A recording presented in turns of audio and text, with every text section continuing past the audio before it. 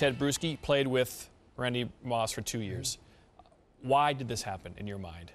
Well, I think it happened because, I think it was time for Randy to go, to tell you the truth. I think you saw the writing on the wall after the Cincinnati game when he came out and said, this was my last year in New England.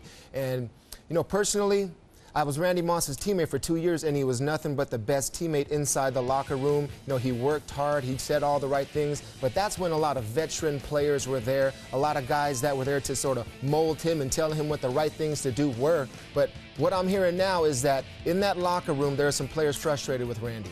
In that locker room, there are some coaches that are frustrated with Randy because this was going to happen. I think things are starting to happen to where Randy's starting to turn. I know he's doing this, saying the right things, doing the right things in front of the media, but I think inside of that locker room, internally, he's turning into the same player that he was towards his end of his tenure in Minnesota, in Oakland, and now in New England. There are some things coming out of that locker room to where he hasn't been very positive. I think it was time for him to go. And if they didn't get this third-round pick for Randy Moss, I think it's come to a point where I think they had to just cut ties with him totally. Yeah, that was obvious. Okay, before we get to the Vikings, let's touch on a couple more points for the Patriots. First of all, as teammates of Moss, are they bummed that they just let an asset go for nothing with the rest of the season ahead of them? And B, how does this affect the Patriot offense and their chances of making the playoffs and winning games in the playoffs? Well, I think teammate-wise, I think there are going to be some guys in that locker room that are going to come into that building refreshed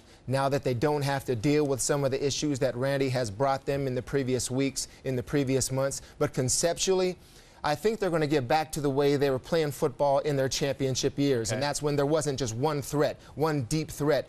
Randy Moss didn't play very well in the Monday night victory versus the Miami Dolphins, and they still won the game. And that's how they used to win those games when they're winning championships. Defenses made a huge play. Special teams made a huge play. Offensively, they've never been defined when they're winning championships as one single aspect, one single threat, and that's the deep threat to Moss. So I think they're going to come in refreshed, that this sort of figure is gone now. Everyone focused on Moss, on the way he would handle the media, some of the distractions that he had inside of that locker room. I think they're going to turn into a better team now, and this is going to bring them together. Yeah, this is a young, scrappy team. He doesn't fit that personality. And a young, scrappy team with a lot of young players that are very impressionable right now. Doesn't need that road. And they don't need any type of veteran player that is going the wrong way, just like Adelius Thomas did last year. Right. So he's gone, and now Randy Moss, the type of things he's been pulling in that locker room are now gone. I think they pulled together because of this trade. That being said, Moss in a dome with a great running back like Adrian Peterson certainly should make the Vikings better. How much better? And at 1-2 in a brutal schedule, can they still turn this thing around? I mean, put to the side everything that the distractions may be. He's still one of the best deep threats in the NFL, and what he'll do is open things up for the running game, open things up for Percy Harvin underneath. That's the obvious. And so, Brett Favre, the type of quarterback he is, he's going to throw it up.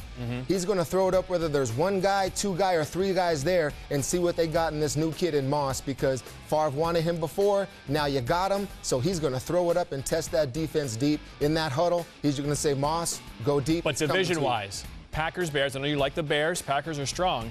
Can the Vikings overtake those two teams with Randy Moss coming in the fold? Or do you still like the Bears or Packers? The Packers are still a great team. The Bears are a little bit in flux right now. But defensively, in terms of how those teams play the Vikings, that's where the biggest adjustment will be in terms they didn't have Cindy Rice in the first place anyway. So now you have another threat to where defensive coordinators are now going to have to say, we have to account for this guy a little bit more, and it's going to open things up underneath. Great stuff, Teddy. Thanks so much.